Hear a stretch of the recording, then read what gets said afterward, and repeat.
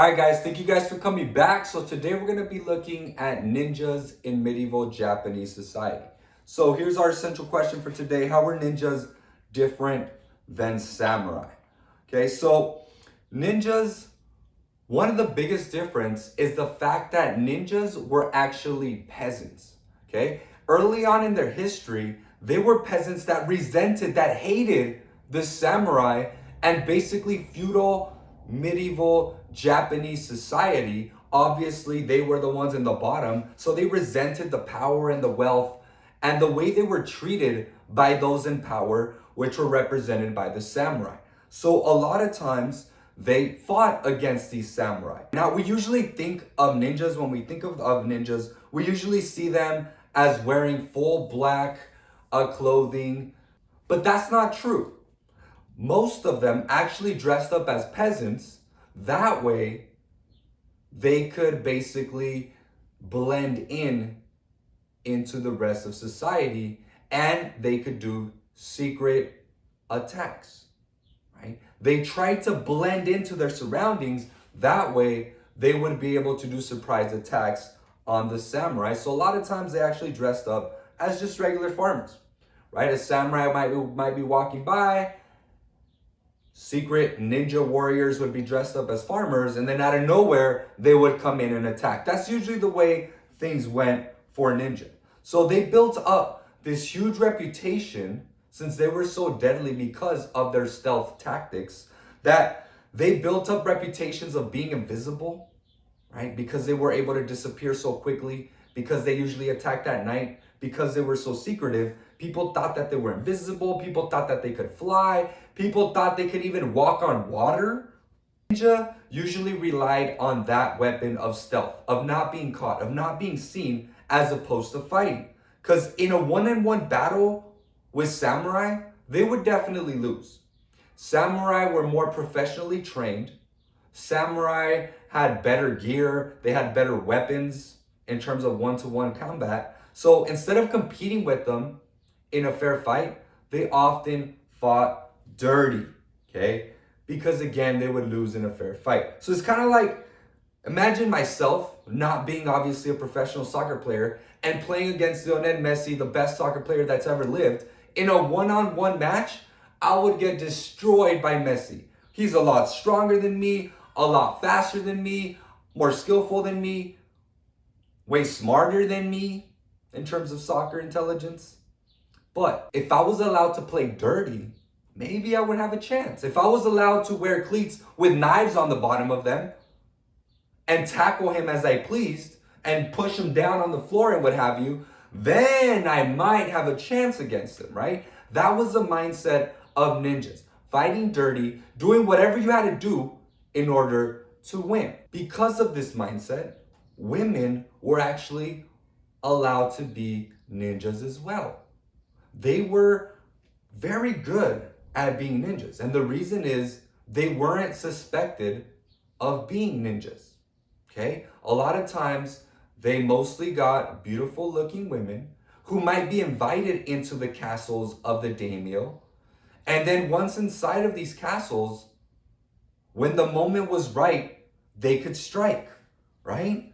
Women could definitely be very tough. Ninjas had to be very, very sneaky, okay? Very sneaky, doing whatever they could to not get caught, right? It's kind of like you guys sometimes late at night when you're supposed to be asleep, right? But you're not. You're in your room watching YouTube videos or what have you, and your parents are asleep. So you obviously don't want to wake them up because you don't want to get in trouble. So you're tiptoeing around the house, right? Looking for your Maruchan or what have you.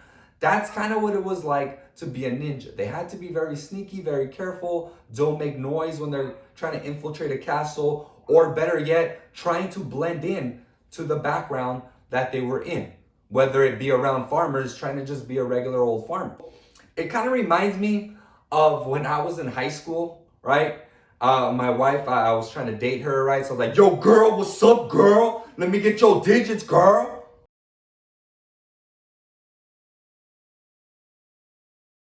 Kind of like me and my wife in high school, okay? So we were still dating, but my wife wasn't allowed to have a boyfriend. or wasn't even allowed to go on a date. So we actually went to the movies and we thought we were so sneaky, right? She invited her sister to come along with her. Obviously, her sister was in on it. So we go to the movies. My wife and I sit next to each other. My wife's sister sits like on the other side of the movie theater, right? And it's kind of funny because, oh my gosh, I had no game whatsoever, okay? And I'm pretty sure I told you guys the story before of this first date that we had, right? Where we're sitting next to each other and I'm trying to put my arm around her, but I don't know how to do it. And I'm like, I know what to do. I'm gonna ask her if she's cold. So I asked my wife, right? Well, and then we were actually nothing at that time. I asked her, hey, are you cold? She's like, yes.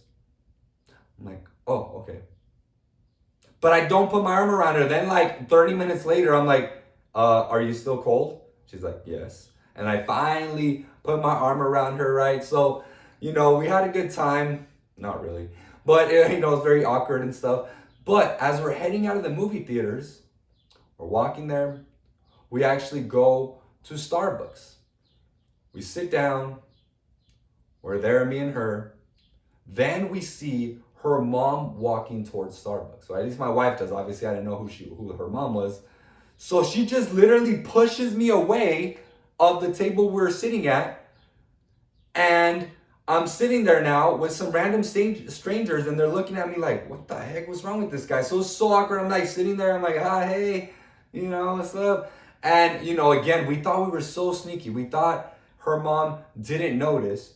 Turns out her mom had been watching us since we got out of the movie theater. So my wife used to work at Burger King, which was across the street from the movie theater. And she went in and she noticed that she wasn't working, even though she said she was going to be working. So she kind of just parked outside, and eventually she saw us walk out of the movie theater, and she kind of got in trouble for that. So again, ninjas were all about stealth. They were all about not being caught. And even their weapons, right? They did not follow Bushido. They did not fight fair. They used whatever weapons they could, even eggs. So what they did is they would empty out the inside of an egg, kind of like those confetti eggs that you guys throw around during Easter time. So what they would do is they would empty them out. They would fill them up with glass, and then they would throw them, or chili, and then they would throw them to the eyes of the samurai. Now, if you remember, samurai armor was very, very comprehensive. It was all over their body. So one of the only parts that was actually not covered was the eyes. So that was a perfect target for the ninjas. So what they would do is they would throw these glass-filled eggs or chili peppered eggs onto the eyes of the samurai to blind them. Then they could pull out their attack with some of their other weapons, right? So imagine that chili pepper glass inside of your eyes. Imagine the pain, right? When I'm eating hot Cheetos or I'm touching chili and then I forget about it and then I touch my eyes, it burns like crazy. So I can only imagine what it felt to have all this glass, shredded glass, into your eyeballs, right? That would be very, very intense. So like I said, the ninja had all sorts of weapons at their disposal. They actually had a shorter katana that they used in one-on-one combats. They also had fire arrows they would throw. They had claws that they could, metal claws that they could fight with, but also climb the walls over the castles. Because as you can see here, the castles were very, very hard to penetrate, right? But again, using these weapons, they were able to go inside of the castle and attack. And they were mostly hired assassins. Eventually what started happening is the daimyos actually started hiring them as well to go and attack other daimyos. So eventually they became part of kind of the system that they were trying to destroy. And then eventually, like I said, over time, they became more and more better trained, and it became more of an elite force, kind of like a special ops of medieval Japanese society. And with that, thank you guys for watching, and I'll see you guys next time.